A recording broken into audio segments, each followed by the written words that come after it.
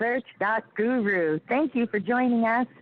And if you have any stories that you would like to share, any ghostly encounters or anything that's paranormal, please give me an email at spiritsearchguru@gmail.com. Alrighty, today we have on the phone Jasmine. What's up, girl? Hey, Cerise, how are you? I'm so wonderful. Thank you for joining us today. I'm so excited about your stories.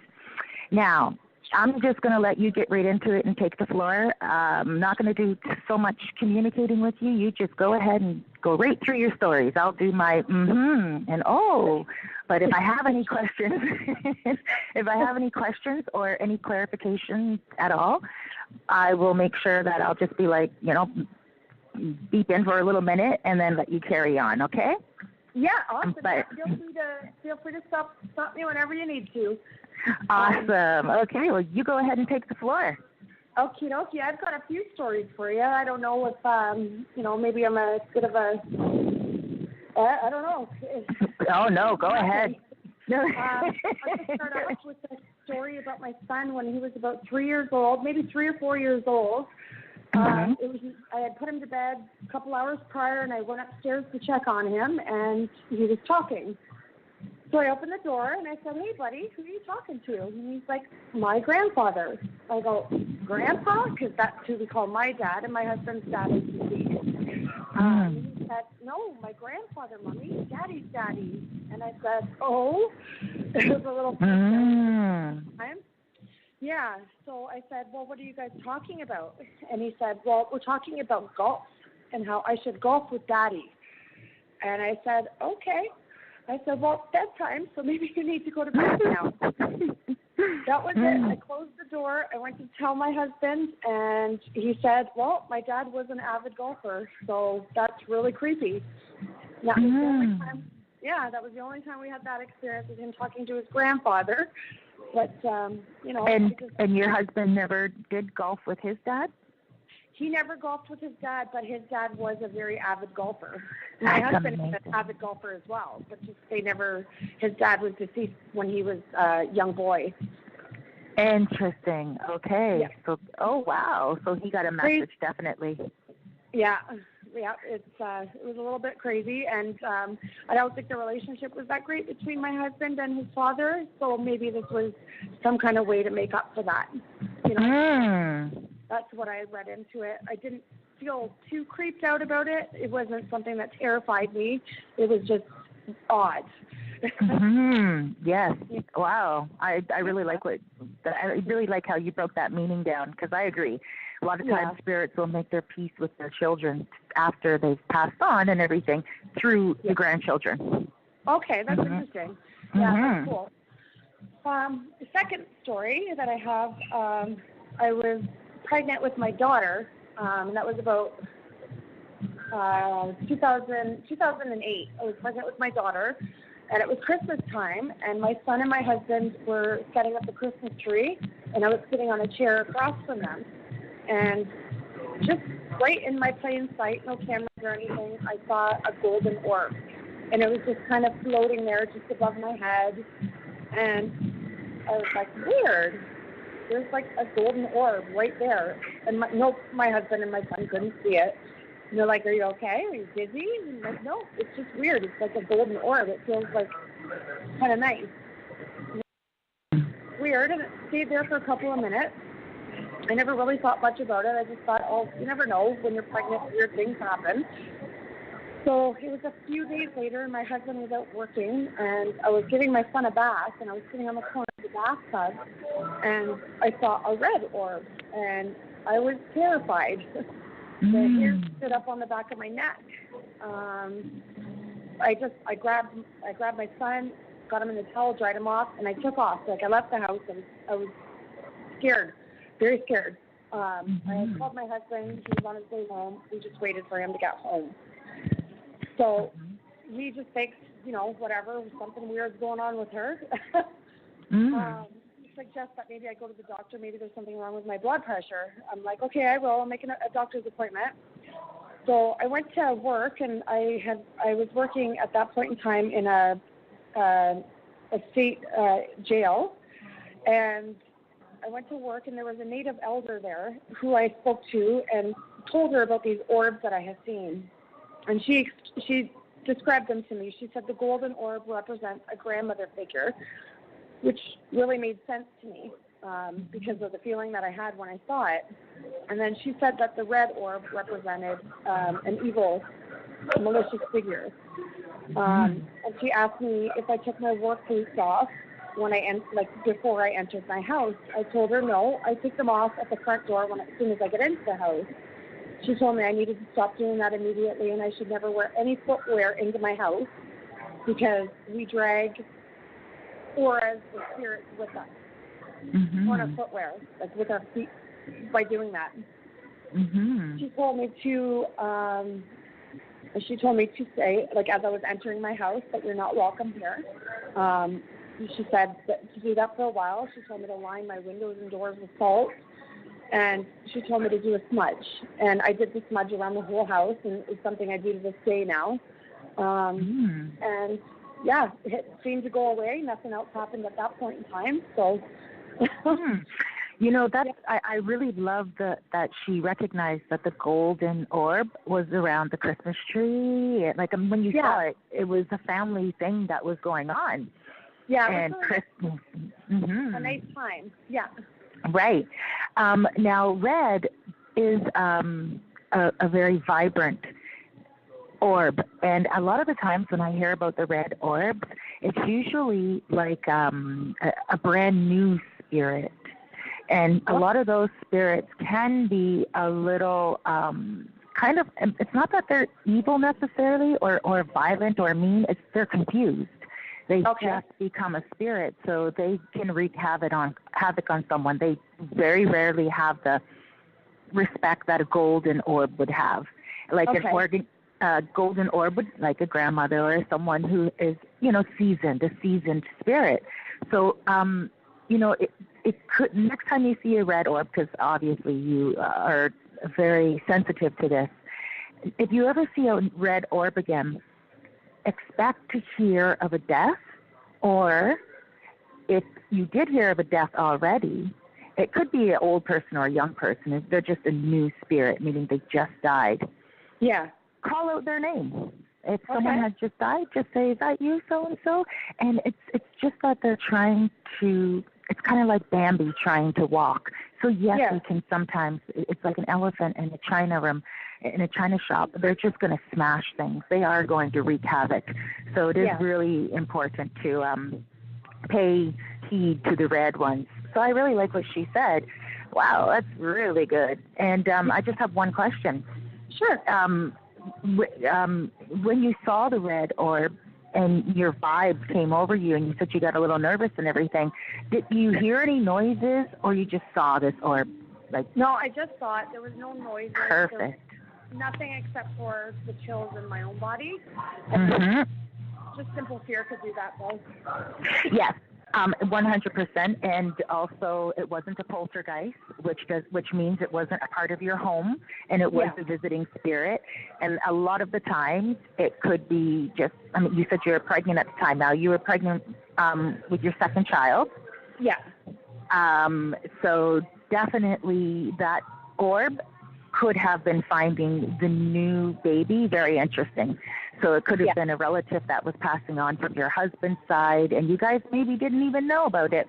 Yeah. So anything like that ever happens again with any color aura, really write it down, mark it down, and you will get any type of message after that very soon after. Good that you asked the elder. Yeah, no, she was a really good person to have for that. Very knowledgeable and stuff. Good. And I've taken some practices and I use them to this day. So. Really, I love that she said leave the boots outside of the door, and it's very important, especially working in a jail, because there is a lot of negative vibes and auras that you can carry with you apparently. Oh, absolutely. Energy is so contagious. If you're being very much of an empath yourself, I'm pretty sure you're the type of person that when you walk in a room and there's two people, you can pick up if they just finished arguing. You could probably cut the tension with a knife. Yeah. Yep. I can tell everything. I could tell if people are having an affair. I could tell. Awesome. Yeah, you can tell my eye contact. I'm going to have to get you on another show and talk about that too. That's really a gift. Crazy. Yeah, that's really. I can pay attention. Good. Okay, so here I am cutting you off. I said I wasn't going to, but So what's the next story? The next story, I was actually working in the jail on a night shift, and we used to get bored on the night shift. Obviously, you're doing your patrols and you're making sure all the offenders are okay and alive and everything. But you got that in between time where you're like, oh my God, what are we gonna do? So we used to play some pranks on each other. So at first I thought this was a prank, but there was no way that it could be a prank. So it's hard to describe. Where I was sitting with my desk was centralized on the floor of the building that we were in. Mm-hmm. Just to the right of my desk was the chapel, so I had direct eye contact on the chapel, and there was no other entrance or exit to this area. And my eye contact kind of left that area just because that's where I was sitting. And I heard piano playing, and I thought, oh, somebody must have came down before when I was doing my round to go play the piano. So I had gone into the chapel, and there was nobody in there, and the piano had stopped as soon as I went to open the door. And I thought, what the heck? And I searched it, and I looked around, and I go, something's going on here. I went down to the end units, and I asked both of the staff working, I'm like, were you in the chapel playing the piano? Nope. Where are my kids? And that's something we didn't do. We had to, you had to have that one thing that you could do to make people know that you were being honest. They both swore on their kids. So I went back, sat down, and started playing again. And there was nobody in there. So this area of the institution also housed workers. It housed the hospital rangers, and it housed mental health inmates, and it housed segregation inmates. So it was a very sensitive floor for activity. Yeah, so it was a little creepy. Interesting. I've watched many documentaries on prisons and jails and mental health institutions that have been closed down. Yeah. And a lot of them are haunted. Like a lot of them have a crazy paranormal activity, so do people? Is there a large concentration of people dying in jails in that ward, like mental health ward? That's if they're gonna die, it's either gonna be in the hospital ward or probably segregation. In this institution, that was common anyways. You'd have the odd suicide on the other floor, but it's harder for a person to commit suicide when they have a cell partner. So the segregation and the mental health unit, the hospital's a dorm, so it would be sick people dying. But segregation and the mental health unit are very similar, and that's where they would be housed alone, and they'd have the opportunity, if they were choosing to die that way. That would be their opportunity. Oh, okay. That makes a lot of sense. Okay, so obviously it was someone playing the piano, a spirit in the chapel. Cool. So it was a good spirit. When you opened the door, it was and nice you saw too. Like it was beautiful.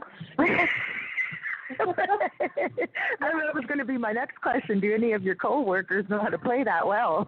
Because you didn't say, it was this awful banging on the piano. You were like, someone was playing the piano. And it was beautiful. I don't know what songs it was or anything, but it was beautiful. Wow. And so when you opened the door and you didn't see anyone, and the noise, so obviously it sensed that you were going to be there. Maybe I stopped before I even put the key into the door. Oh, you put a key in the door? Yeah, because you have to unlock it. Yeah. Oh, and my I gosh. Have keys, so. That's even freakier. Yeah. There are because other it's not keys, like, but not accessible. You have to find them out. Oh, and it's unlikely that one of your coworkers are going to go open the door, go into the chapel, play, and then play. That's an expensive game to play, even if you joke around a lot and everything, right? So after you went to your, sorry? It's a pretty high-tech game. And then after you went to your coworkers, and you said to your coworkers, was it you and them you went back. Did you feel an eerie feeling around you? Were you scared again to go back to work, or were you just like, okay, it happened, I'm good? No, it actually happened again, and I kind of giggled it off. So, just like, okay, you could give her, you know. Oh my gosh! What do you do at that point? And I tried calling my coworkers over, and it stopped. So. Really? Yeah. Okay. So most likely that spirit was playing it for you. Through a lot of spirit stories and ghostly encounters, I've heard that they have their favorites, and that's just that. And a lot of stuff that some employees will witness at certain institutions or even stores. It's usually one employee that witnesses most of it, and no one else believes them. Everyone's like, yeah, right, how come it doesn't happen to us when we're on the shift alone? It's because a lot of the spirits don't trust just anyone. Yeah. And they can feel that the person is an actual empath, an actual intuitive person, and they just want to say hi and grace you with their presence because they feel that you can either handle it, or you can help pass on a message for them somehow. Oh, maybe, yeah. Mm-hmm. Like some of them, they pass, especially in prisons and jails. I find that a lot of those people in segregation or in the hospital, some of them might pass alone. Yeah. And then be thinking of someone, and no one can really speak on their behalf, right? Yep. And even if they leave notes, maybe they're concerned that they're not going to get to their loved ones, or. Right, and they can pick up from your end. Yeah. You have to what? And they have to rely on others to make sure their communication gets passed out too, right? So. Right. You see, and some people might just look and be like, oh, look at this note, and crumple it up, and this person has no family, or, who are they leaving this note for? And a lot of the time, people probably die at a faster rate than us people in the public realize, especially in the prison system, and their belongings just get pushed somewhere. Yeah. So it could be that someone was just giving you a message of love, showing you that they were actually more than an inmate. They were actually a musician. Yeah, and there's a lot of very talented people behind bars. Right. Yes. Singers and artists. Interesting. That you know what? That would make sense too. So good. And it's in a chapel, so it's obviously a good spirit. Yeah, that's what I was thinking too, and that's, I think, why I didn't feel terrified. I mean, there's been other minor things that have happened in that institution where I felt terrified. Interesting, really, eh? Yeah. Do you care to share those? Well, it's just a little story. I was just, shooting the breeze with one of my partners one day when it was lock up for lunch. And we thought we had an inmate get returned from wherever. We saw one, both of us actually saw one walk into the common area where they wait to get put back into their cells. So we stood up to go get him, and we're looking for the officer that brought him, and there was no officer. We're like, and then we went into the common area, and there was no inmate. We're like, what the hell? Really? We saw him through the windows. He walked right by, and he sat down on the picnic bench. So we were like, that is the creepiest thing ever. Oh, my gosh. Yeah, that one scared me. There's other things, too, like the boiler rooms. You have to check the boiler rooms and all those areas, too, during night shift to make sure there's no fires or leaks or anything. Those are terrifying areas, and I think that's just because it's big machinery, but I'm not sure. Yeah. And, okay, in Toronto here we have something called the Don Jail, right? And in the Don Jail, now they have visits. Now that they tore it down and rebuilt it, they allow visits in the, I forget what it's called now, the Rotunda area, where a lot of people used to jump over and kill themselves. So I went in the summertime to do spirit search, and when I was on the bottom floor, freaky things started to happen. The elevator door actually opened on its own. I turned around, there was no one in there. Wow. So I didn't really think anything of that because I'm like, oh, you know what, okay, maybe there's something. But, but I did feel the presence. Now, when I got down further by the boiler area, all of a sudden the boiler, it went boom, like it turned on, almost like the machinery turned on. And it scared the heck out of me. And I looked at my son and I was like, Tyrese, oh my gosh. And I was like, oh, never mind. It's just the boiler turning on, like just the machinery turning on. Well, it turned right back on again. And I know that machinery does not do that because it runs its course and then it will go and turn on again and it's due course of time. But it actually went right back on again. So they are around a lot of devices, a lot of machinery. And next time that you hear something like that, just pay attention. Yeah, pay attention. I got lucky enough. I had a friend that actually worked in the Don jail years ago when it was still open, and I got to do a tour there. And she took me through the old section as well. So I know exactly the area that you're talking about, and that is one of the most haunted jails that ever existed. Oh, really? It was terrifying. All the way from the 5th floor all the way down. It was a very scary place. And there was this little catwalk that she showed me where they had to do patrols at nighttime that took them through to the old section because, again, you have to make sure there's no fires or anything. And, she'd show me where, like, where they used to do the hangings and stuff even all the way back then. And, it's such a scary, dark place. Wow. Yeah. Yeah, that place they even hung one child. Wow. For stealing a loaf of bread. Only one child was ever hung there, but 22 people were hung there altogether. In the back area, they used to do the hangings in the back of the jail, and then they took them inside because residents were seeing these people get hung. And then, apparently they took them inside, like, just before the new section was built.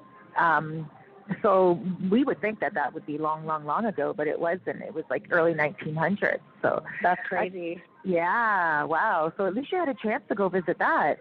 I take every time I travel. I take the opportunity to visit whatever institution I can. Good. Yeah. So, And what other stories do you have?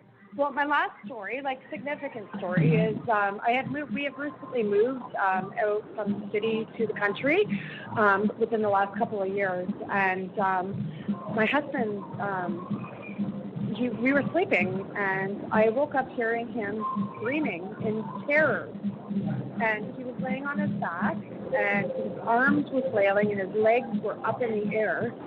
And he was yelling for me, Dawn, please help me. And he was in tears, screaming with complete panic and terror.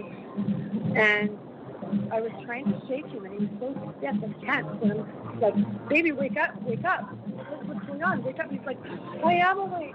Help me. And he could not stop. Finally, his body relaxed. His arms and legs went down. And he had this weird breath, like I don't know what I can't describe it. It's just like, like a gasp.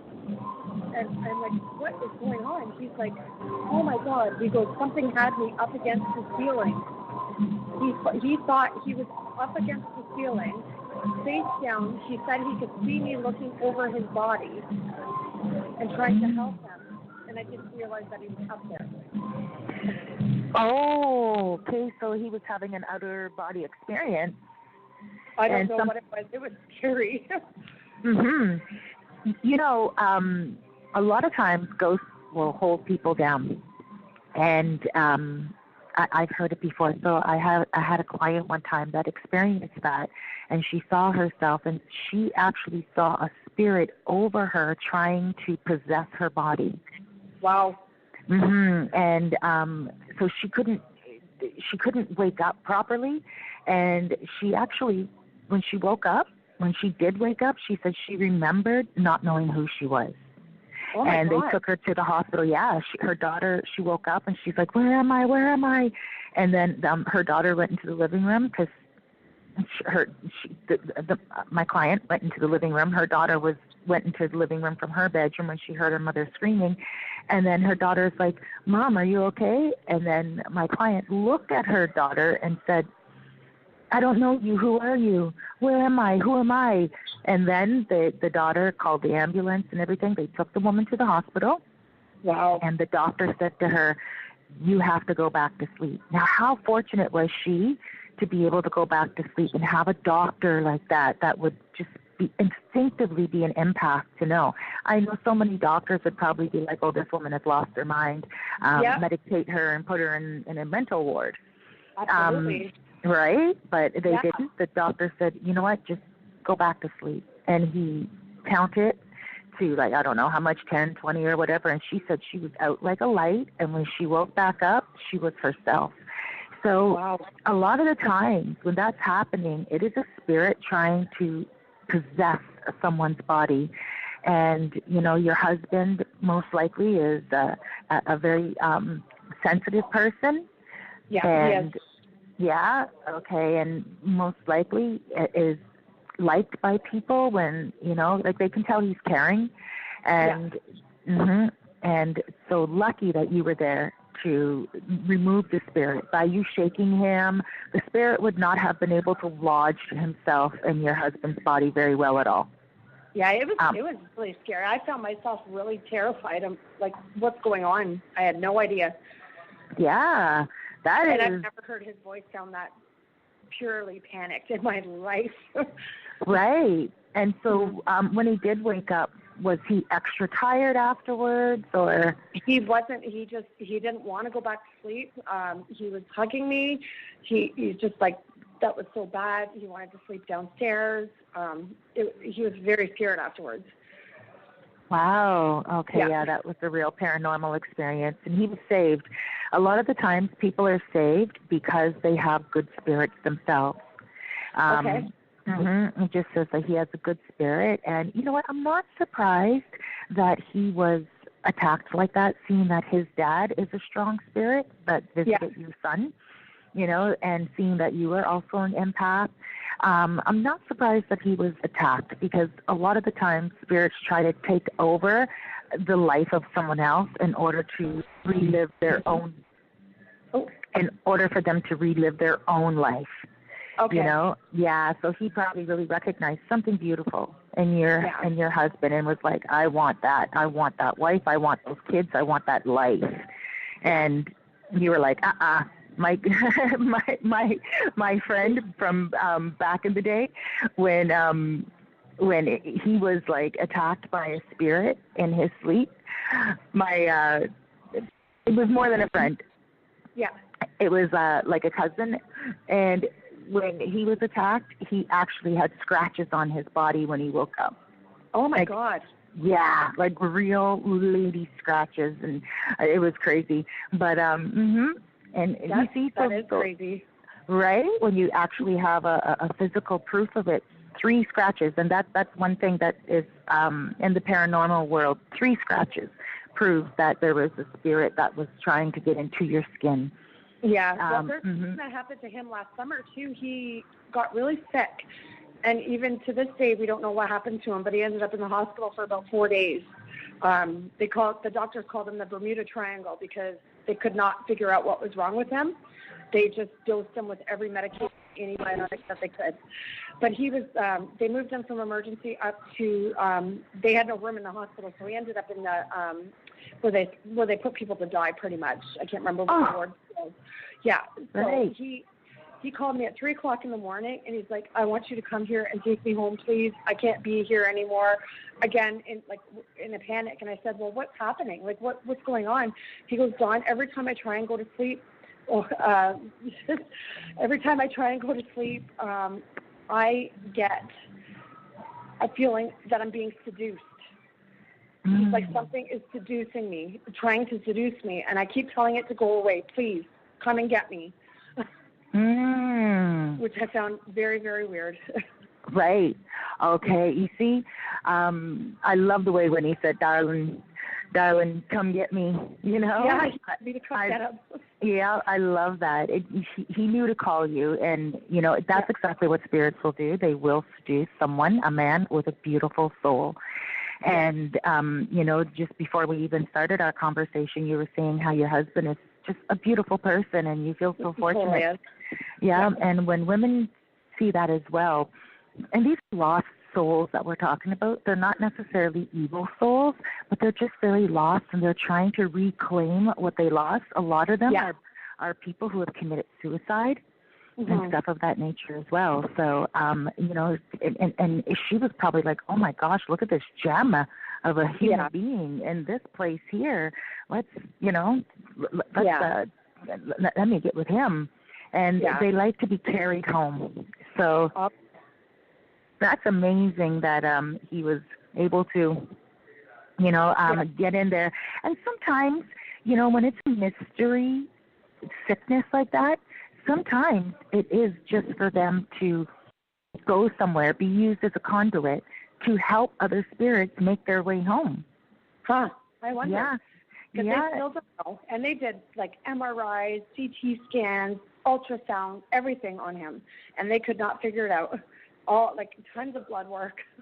Right. And so they moved him to that place, and that's when he called you because they were, he was in the ward where people are meant to die. I think it starts with a P. I really forget the word myself, too. I know. But, yeah, right, exactly. But he obviously was somewhere where someone had died because they, too, were meant to die, or, you know, could be that they committed suicide, maybe took too many pills or whatever, you know, anything of that nature. But she was trying to claim him somehow. Yeah, and that's what he said to do. He goes, I feel even bad saying this out loud. And we did some FaceTime for a couple of hours after that, just so he wanted me to be there. And I had the kids at home. Right. Aw, you're such a good wife. Yeah. And so he was there for 4 days, and when he came home, everything was fine. The mystery illness was gone. Yeah, he had to take like 4 different antibiotics even at home. He was on a ton of IV antibiotics there, but 4 different antibiotics at home, and then it's been gone. Whoa, antibiotics! Holy mackerel! Yeah, they said they were treating him with just a wide spectrum. That is so interesting. Okay, yeah. Weird. You know, that's interesting. And was this hospital close to your home? Yeah, very close to my home. Okay. And did you guys ever have to drive by there or anything of that nature? Oh, we drive by all the time. Okay. Sometimes spirits can pick up on people. And if they know that person goes by every day, it's not that they can grab that person's soul or make them sick or anything like that. So I don't want to scare people out there, but sometimes they can draw in the person's energy just to get closer to them. And it could be that your husband was just driving by a lot and got recognized by one of the female spirits, was just like, oh, I want him. I need him here. And a lot of them, it's not necessarily for possession reasons. It could be more just for, again, kind of bringing their own life to an end or looking for a way out of what they're in, looking for love, something of that nature. So that's a compliment to your husband, actually. Oh, yeah. Yeah. I don't know if he wants to take it that way, but...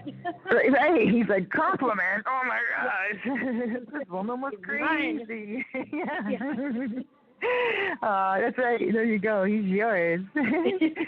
All right. Well, Jasmine, I really love that you blessed us today with your stories.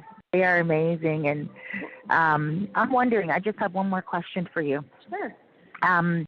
Now, do you find that all prisons are haunted, or do you feel that there's just certain floors in a prison, or is it just the entire interior? I know the one that I worked at for a long time, where there was every area of that institution had some kind of feeling to it. Mm-hmm. The place I'm at now, I haven't felt anything there really. I'm not going to say that it's not, because there's been so many terrible things that have happened in there. It's also a really young institution. So, maybe it's just not mature yet. I don't know. Since I've toured, I've felt things everywhere in them. Okay. Older institutions like the Don Jail, I mean, that's got a wicked history, right? Yeah, definitely. Yeah. So I have one last question. So when you're on duty, do you always have a partner, or when you do checking here, checking there, or are you required to do it sometimes alone? On night shift, you should always have somebody watching you. It depends on where you are. If you're in an inmate-populated area, you should always have a partner, somebody at least watching you that can have eyes on the whole time. Mm-hmm. If you're doing the upstairs or downstairs where the boiler rooms are, you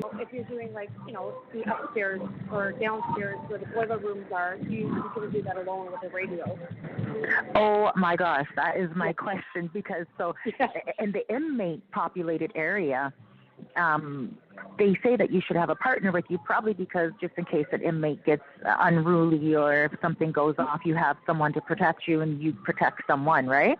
Yeah, and they're generally in their cells, but doors fail, locks fail, things fail, right? Okay, yeah. You always have to have eyes on.